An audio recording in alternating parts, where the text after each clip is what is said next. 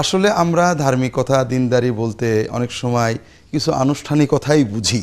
আমাদের আসলে ধর্ম তো আল্লাহ দিয়েছেন আমাদের জন্য, আমাদের জীবনটাকে আরো ভালো করতে, সুশোভিত করতে, সুন্দর করতে, বরকতময় করতে, আরো এনজয়েবল করতে। আসলে আমাদের জীবনটা আমরা উপভোগ করব, এটা আল্লাহ চান।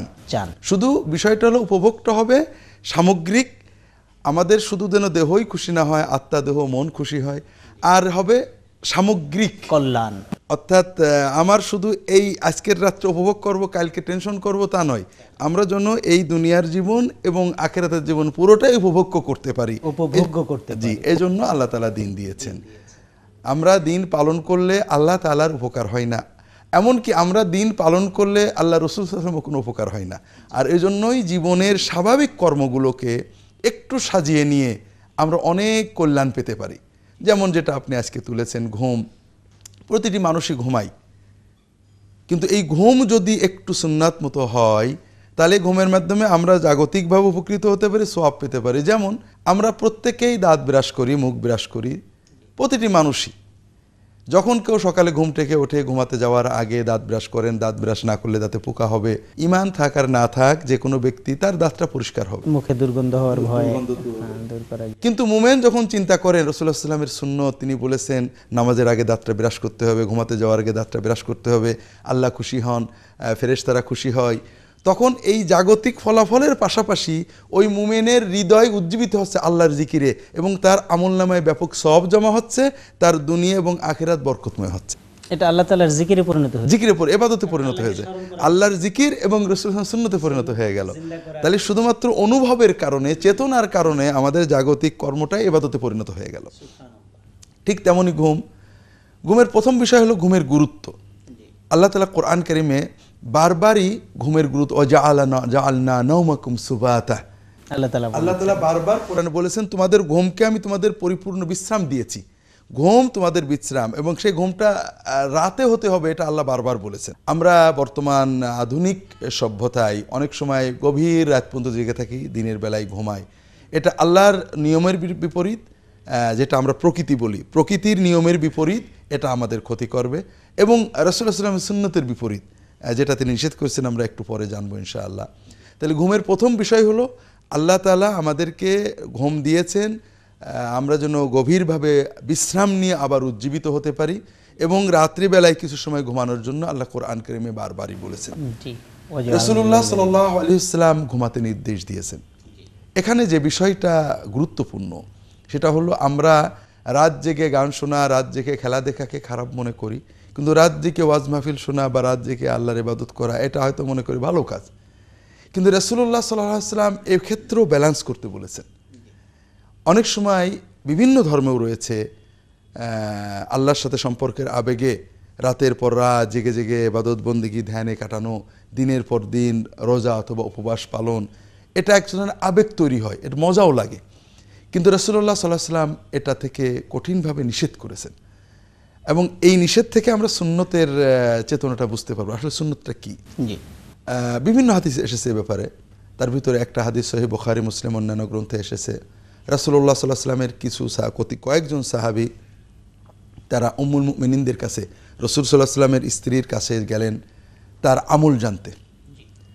তো আমল বলতে যদি আমরা সুন্নত এবং সাহাবীদের জীবন দেখি, দিনের বেলায় কিন্তু তারা কর্মব্যস্ত থাকতেন, যেটাকে আমরা দুনিয়া বলি। দিনের বেলায় ব্যবসা বাণিজ্য অন্যান্য কাজে ব্যস্ত থাকতেন। আমল মূলত রাতে, দিনে কর্ম বাদ দিয়ে বা কর্মে ফাঁকি দিয়ে আমল, এটা অনেক সময় বদ আমলে পরিণত হয়। এই জন্য রাসূলুল্লাহ সাল্লাল্লাহু আলাইহি ওয়াসাল্লাম দিনের বেলায় তো তাদের সাথে বসতেন, কাজ করতেন, কিন্তু তার রাতের আমল কি, পারিবারিক আমল কি, এইটা জানার জন্য তারা রাসূলুল্লাহ সাল্লাল্লাহু আলাইহি ওয়াসাল্লামের স্ত্রীর কাছে গেলেন। যখন সাহাবীদেরকে রাসূলুল্লাহ সাল্লাল্লাহু আলাইহি ওয়াসাল্লামের স্ত্রী তার আমলের কথা বললেন, আমলের কথা কি বললেন এটা আমরা ওই হাদিসে ওইভাবে নেই, অন্যান্য হাদিসে এসেছে রাসূলুল্লাহ সাল্লাল্লাহু আলাইহি ওয়াসাল্লাম রাত্রে সকাল সকাল ঘুমিয়ে পড়তেন, ঘুমানোর কয়েক ঘন্টা পরে উঠে রাত্রে 3-4 ঘন্টা 5 ঘন্টা, অর্থাৎ বর্তমান আমরা সময়ে বলতে পারি রাত্রে 10টায় ঘুমিয়ে পড়তেন, রাত্রে 2টোর দিকে উঠে 3টে 4টে 5টা 6টা ইবাদত বন্দেগী করতেন, বা 1টার দিকে উঠে। আর তিনি বাড়িতে নফল রোজা রাখতেন মাসে কিছুদিন, আবার কিছুদিন রাখতেন না। স্ত্রীদের সাথে হাসি তামাশা করতেন, গল্প করতেন, তাদের সময় দিতেন, দাম্পত্য আনন্দ উপভোগ করতেন, পারিবারিক কাজ করতেন, নিজের কাজ নিজে করতেন, জুতা সেলাই করতেন, সংসারের কাজে স্ত্রীকে সহায়তা করতেন। এগুলো তার পারিবারিক এবং বাড়ির আমল।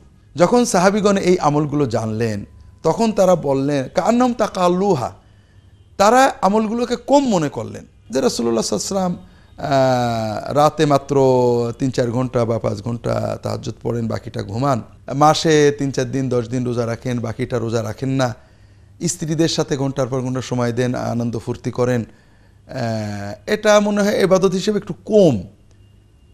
তবে এই কমের কারণে তারা রাসূল সাল্লাল্লাহু আলাইহি ওয়াসাল্লামের প্রতি কোনো অবমূল্যায়ন করেননি। তারা কি বললেন, রাসূলুল্লাহ সাল্লাল্লাহু আলাইহি ওয়াসাল্লামের সাথে আমাদের তুলনা হতে পারে না, তিনি কোথায় আমরা কোথায়, তিনি তো আল্লাহর মাসুম, তিনি আল্লাহর মাসুম, আল্লাহ তার কোনো পাপ রাখেননি, তার পূর্বাপর সব গুনাহ আল্লাহ তার পূর্বাপর গোনা ক্ষমা, অর্থাৎ তাকে তিনি গোনা মুক্ত রেখেছেন আল্লাহ তাআলা। কাজেই তার ইবাদত তো কম হতেই পারে, তার তো বেশি লাগে না। আমরা গুনাহগার, আমাদের তো একটু বেশি করতেই হবে। আমরা তো আমাদেরকে রাসূল সাল্লাল্লাহু আলাইহি ওয়াসাল্লাম তুলনা করে ওইটুকু করলে চলবে না, আরো বেশি করতে হবে। এই বেশি করার চেতনা তারা রাসূল সাল্লাল্লাহু আলাইহি ওয়াসাল্লামকে অবমাননা করে করেননি, তাকে মূল্যায়ন করে একটু বেশি করার চিন্তা করেছেন। তারা বললেন ফা আম্মা আনা ফালান আনামাল লাইলা, একজন বললেন আমি রাত্রে ঘুমাবো না, সারা রাতই তাহাজ্জুদ পড়বো, এই 3-4 ঘন্টা তাহাজ্জুদে আর কি হয়, আমি সারা রাত পড়বো। আরেকজন বললেন আমি প্রতি মাসেই পুরোটাই রোজা রাখবো, অর্থাৎ হারাম দিন বাদ দিয়ে আমি 12 মাসই রোজা রাখবো। আরেকজন বললেন যে আমি এই সংসার বিয়ে শাদী এই সমস্ত ইসের ভিতরে যাবো না, এতে আল্লাহর ইবাদত কম পড়ে যায়, আমি অবিবাহিত থাকবো। আরেকজন বললেন যে আমি বিছানায় শোবো না, বিছানায় শুলে আরামে ঘুম আসে, আমি বিছানা ব্যবহার করবো না, মাটিতেই শুয়ে কাটাবো। আরেকজন বললেন যে আমি ভালো ভালো খাবো না, গোশ মাছ এগুলো খাবো না, অতি অল্প খেয়েই জীবনযাপন করব। এইভাবে তারা বিভিন্ন নিয়ত প্রকাশ করলেন। এই কথাগুলো তারা বলা বলি করাতে অন্যান্য বিভিন্ন সূত্রে রাসূলুল্লাহ সাল্লাল্লাহু আলাইহি ওয়াসাল্লামের কানে চলে গেল যে অমুক অমুক সাহাবী এরকম নিয়ত করেছেন। রাসূলুল্লাহ সাল্লাল্লাহু আলাইহি ওয়াসাল্লাম মসজিদে এসে মিম্বারে দাঁড়ালেন। তিনি বললেন যে তোমরা কি এসব কথা বলেছো? বলে হ্যাঁ আমরা তো বলেছি হুজুর, যে আমরা একটু বেশি করে আল্লাহর ইবাদত করতে চাই। তিনি বললেন শোনো, তোমরা জেনে রাখো তোমাদের ভিতরে আল্লাহর মারেফত, আল্লাহর জ্ঞান সবচেয়ে আমার বেশি, এবং আল্লাহর তাকওয়াও সবচেয়ে আমার বেশি। আল্লাহকে ভয় করার, আল্লাহর ইবাদত করার যোগ্যতা এবং প্রেরণা আমার সবচেয়ে বেশি। সেই আমি কি করি, রাত্রে কয়েক ঘন্টা তাহাজ্জুদ পড়ি, কয়েক ঘন্টা ঘুমাই, মাসে কয়েকদিন নফল রোজা রাখি, কয়েকদিন রোজা ভেঙে দিই, স্ত্রীদের সঙ্গ দিই, তাদের সাথে দাম্পত্য আনন্দ করি, সংসার করি। এটাই হলো আমার রীতি, আমার সুন্নত। কাজেই কেউ যদি আমার সুন্নত থেকে মুখ ফিরায়, আমার সুন্নতকে ছোট মনে করে, আমার সুন্নতে চলবে না, আরও কিছু লাগবে মনে করে, সেই ব্যক্তি আমার উম্মত থাকবে না। যে মোটে তাহাজ্জুদ পড়েনি তাকে তিনি ধমক দেননি, তাকে বলেছেন তুমি তাহাজ্জুদ পড়লে ভালো, কিন্তু যে তার চেয়ে বেশি ইবাদত করতেছে তাকে ধমক দিয়েছেন। এখানে আরেকটা বিষয় খুব ভালো করে আমাদের বুঝতে হবে, এটা আমি পরে বলছি কেন তিনি বলেছেন এটা ঘুমের জন্য, এটা পরে বলবো, আগে সুন্নতটা বুঝতে চেষ্টা করি। ঘুম বাদ দিয়ে ইবাদত করতে কঠিনভাবে নিষেধ করেছেন, আমরা বিষয়টা সংক্ষেপ হলো বলবো, তার আগে সুন্নতটা বোঝার চেষ্টা করি। এই যে কয়েকজন সাহাবী, তারা কিন্তু নবীজির তরিকাকে অবমূল্যায়ন করেননি, তারা রাসূলুল্লাহ সাল্লাল্লাহু আলাইহি ওয়াসাল্লামের তরিকাকে ভালো জেনে শ্রদ্ধা করে একটু বাড়াতে চেয়েছিলেন, কিন্তু তারপরও উনি বললেন এটা অবমূল্যায়ন। কারণ আমরা যখনই সুন্নতের অতিরিক্ত ইবাদত করতে চাইব, দরুদ শরীফ রাসূলুল্লাহ সাল্লাল্লাহু আলাইহি ওয়াসাল্লাম যেটা পড়তেন সেটা আমরা ভালো জানছি, কিন্তু আরেকটু বেশি পড়বো বা আরও উন্নত ভাষায় পড়তে চাই। কোরআন রাসূলুল্লাহ সাল্লাল্লাহু আলাইহি ওয়াসাল্লাম যেটা পড়তেন ওটাকে ভালো জেনে আরও একটু মজা করে জিকিরটা আরও একটু ভালো করে করতে চাই, অথবা রাসূলুল্লাহ সাল্লাল্লাহু আলাইহি ওয়াসাল্লাম লাগতো না আমাদের আরেকটু বেশি, রাসূলুল্লাহ সাল্লাল্লাহু আলাইহি ওয়াসাল্লাম বসে নীরবে জিকির করতেন, আমরা একটু সমস্বরে বা জোরে বা দাঁড়িয়ে নেচে জিকির করলে আবেগ বেশি হবে, রাসূলুল্লাহ সাল্লাল্লাহু আলাইহি ওয়াসাল্লামের কথা আলাদা। এই আবেগ নিয়ে যদি আমরা করি তাহলে কি হবে, ক্রমান্বয়ে এই অতিরিক্ত আবাদতটা আমাদের মনে হবে এটা ছাড়া বোধহয় বেলায়েত হচ্ছে না। আর এটা যারা না করে অবিকল সুন্নত মতো বসে বসে করছে তাদের প্রতি আমাদের একটা অবমূল্যায়নের চেতনা এসে যাবে, আমারটাকে বেশি মূল্য বলে প্রমাণ করার একটা আবেগ আসবে, আর এইভাবে আমরা অবশ্যই সুন্নতকে অবমূল্যায়ন করে ফেলবো। এই জন্যই রাসূলুল্লাহ সাল্লাল্লাহু আলাইহি ওয়াসাল্লাম সুন্নতের অতিরিক্ত ইবাদতে কঠোরভাবে নিষেধ করেছেন। স্যার সারা রাত ইবাদতে কাটানোর যে নিষেধাজ্ঞা আছে, হ্যাঁ এটাই, এই যে রাসূলুল্লাহ সাল্লাল্লাহু আলাইহি ওয়াসাল্লাম কি বললেন, অন্যান্য অনেক হাদিস আছে, সাহাবী, অনেক যুবক সাহাবী, আব্দুল্লাহ ইবনে ওমর, আব্দুল্লাহ ইবনে আমর ইবনে আস, তারা অনেক সময় আবেগে সারা রাত ইবাদত করতেন। রাসূল সাল্লাল্লাহু আলাইহি ওয়াসাল্লাম বলেছেন, শোনো, সারা রাত ইবাদত করবে এটা হবে না, সারা মাস রোজা রাখবে হবে না, তোমার চোখের অধিকার আছে, অর্থাৎ ঘুমাতে হবে, তোমার দেহের অধিকার আছে, সুস্থ থাকতে হবে, তোমার পরিবারের স্ত্রী সন্তানদের অধিকার আছে, তাদেরকে সময় দিতে হবে, কাজেই এগুলোও ইবাদত, এটাও ইবাদত, সমন্বয় করতে হবে। এই জন্য রাত্রিতে ঘুমানো রাসূলুল্লাহ সাল্লাল্লাহু আলাইহি ওয়াসাল্লামের সুন্নত। কিছু অংশ এক্ষেত্রে সুন্নত হলো সকাল সকাল ঘুমিয়ে পড়া। রাসূলুল্লাহ সাল্লাল্লাহু আলাইহি ওয়াসাল্লাম সাধারণত ঈশার পরে জাগতে চাইতেন না, শেষ রাতের জায়গা পছন্দ করতেন। আমরা বর্তমান আধুনিক সভ্যতায় বা অসভ্যতা যেটাই বলি না কেন, আমরা 12টা 1টা 2টো বেজে যায়, এতে সকালে উঠতে কষ্ট হয়। যদি কোনো আল্লাহর বান্দার জন্য সম্ভব হয় যে আমরা সকাল সকাল ঘুমিয়ে পড়ব, তাহলে সেটা খুবই ভালো হবে। এটা হলো ঘুমানোর সময়, টাইমিংয়ের সুন্নত। সকাল সকাল ঘুমানো, শেষ রাত্রে ওঠা, ফজরের আগেও কিছু সামান্য হলো ইবাদত করা, ফজর নামাজ জামাতে আদায় করা। এই জন্যই ফজরের পরে ঘুমানো এটা রাসূলুল্লাহ সাল্লাল্লাহু আলাইহি ওয়াসাল্লাম নিরুৎসাহিত করতেন। হাদিস শরীফে রাসূলুল্লাহ সাল্লাল্লাহু আলাইহি ওয়াসাল্লাম বলেছেন, আল্লাহুম্মা বারিক লি উম্মতি ফি বুকুরিহা।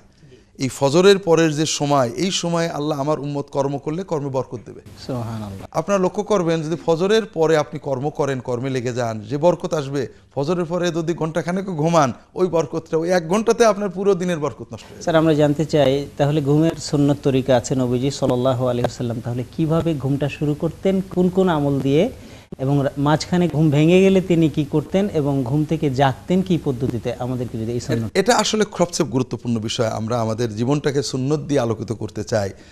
ঘুমাতে যাওয়ার আগে রাসূলুল্লাহ সাল্লাল্লাহু আলাইহি ওয়াসাল্লামের একটা গুরুত্বপূর্ণ সুন্নত হলো অজু সহ ঘুমাতে যাওয়া। এটা রাসূলুল্লাহ সাল্লাল্লাহু আলাইহি ওয়াসাল্লাম প্রতিদিন করতেন তা নয়, কিন্তু এ ব্যাপারে উৎসাহ দিয়েছেন।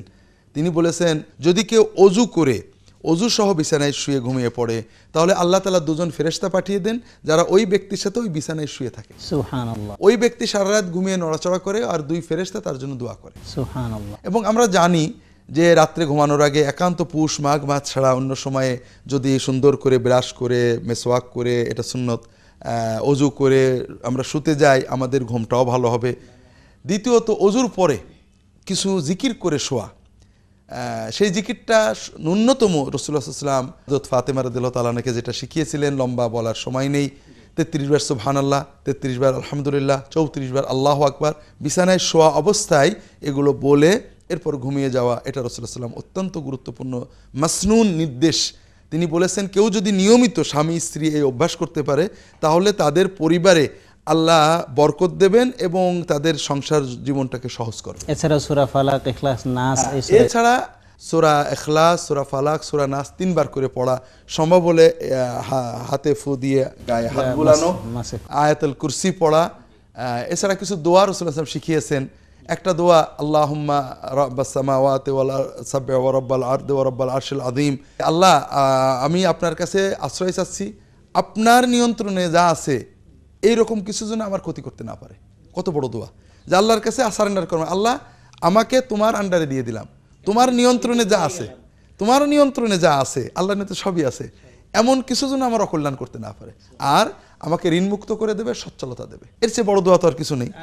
জি, আরেকটা দোয়া রাসূলুল্লাহ সাল্লাল্লাহু আলাইহি ওয়াসাল্লাম বলেছেন, শোয়ার সময় সুন্নত হলো ডান কাতে শোয়া। আমরা অনেক সময় ডান কাতে কিবলামুখী হয়ে শোয়ার কথা বলি। আমি অনেক চেষ্টা করছি খোঁজার, জীবিত মানুষের শয়নের ক্ষেত্রে ডান কাতে শোয়াকে রাসূলুল্লাহ সাল্লাল্লাহু আলাইহি ওয়াসাল্লাম উৎসাহ দিয়েছেন, নিজেও শুতেন, কিন্তু ডান কাতের সাথে কিবলামুখী হতে হবে শোয়ার সময়, এটা আমি হাদিস শরীফে খুঁজে পাইনি। সর্বক্ষেত্রে এটা প্রযোজ্য করলে মানুষের জন্য এটা কষ্টকর হবে, এজন্য কমন রেখে দিয়ে তিনি ডান কাতে শুয়ে একটা দোয়া পড়তে শিখিয়েছেন। এটা একটা লম্বা দোয়া। যদি কেউ এই দোয়া পড়ে আর কোনো কথা না বলে এবং তার মৃত্যু হয়, ওই ব্যক্তি ফিতরাতের উপরে মৃত্যুবরণ করে জান্নাত লাভ করবে, এটা হাদিস শরীফে এসেছে। ঘুম ভেঙে গেলে আমরা লম্বা করব না। শুরুতে বলতে আল্লাহুম্মা বিইসমিকা আমুতু ওয়া আহইয়া, এই ধরনের একটা দোয়া আল্লাহ। অনেকগুলো দোয়া আছে, আরো কিছু কোরআনের আয়াত আছে, সূরা আছে, যেগুলো ঘুমের আগে রাসূলুল্লাহ সাল্লাল্লাহু আলাইহি ওয়াসাল্লাম পড়তেন। এগুলো আপনারা মাসনুন আমলের যে বইগুলো আছে সহিহ হাদিস ভিত্তিক, এগুলো থেকে জানতে আপনার রাহে বেলায়েত বইটিতে আমি বিস্তারিত। এরপরে যেটা গুরুত্বপূর্ণ সেটা হলো যে ঘুমের ভিতরে, এটা আমরা অনেকেই বুঝি না, ঘুম হঠাৎ ভেঙে গেছে, কিছুই না, ঘুম ভাঙা অবস্থায় কোনো রকম ওযু করা ছাড়া, গোসল করা ছাড়া, ওই শোয়া অবস্থাতেই রাসূলুল্লাহ সাল্লাল্লাহু আলাইহি ওয়াসাল্লাম বলছেন যে যদি কেউ লা ইলাহা ইল্লাল্লাহ ওয়াহদাহু লা শারীকা লাহু লাহুল মুলকু ওয়া লাহুল হামদু ওয়া হুয়া আলা কুল্লি শাইইন কাদির, সুবহানাল্লাহ ওয়ালহামদুলিল্লাহ লা ইলাহা ইল্লাল্লাহ আল্লাহু আকবার লা হাওলা ওয়া লা কুওয়াতা ইল্লা বিল্লাহ, এই বাক্যগুলো যদি কেউ বলে, রাসূলুল্লাহ সাল্লাল্লাহু আলাইহি ওয়াসাল্লাম বলছেন, তাহলে সে দুটো ফায়দা পাবে। যদি এই বাক্যগুলো বলার পরে সে যে কোনো দোয়া করে আল্লাহর কাছে, ওই অবস্থায় বিনা অজুতেই আল্লাহ তাআলা তার দোয়া কবুল করে। সুবহানাল্লাহ, কত চমৎকার সুযোগ আমাদের জন্য। আর যদি সে ওই দোয়াগুলো বাক্যগুলো পড়ার পরে উঠে ওযু করে তাহাজ্জুদ পড়ে, আল্লাহ অবশ্যই তার তাহাজ্জুদ কবুল করবেন। এরপরে ঘুম থেকে জাগার সুন্নত রয়েছে। ঘুমাতে হবে আল্লাহর প্রশংসা দিয়ে।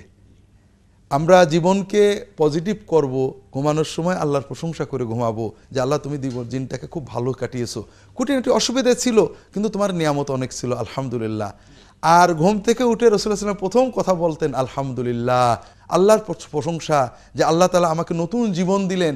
ঘুমের ভিতরে তো আমি তো মৃত্যুবরণ করেছিলাম, আল্লাহ তাআলা আমাকে নতুন জীবন দান করলেন, এবং আমাদের এক পর্যায়ে এই জীবন নিয়ে আল্লাহর কাছে চলে যেতে হবে।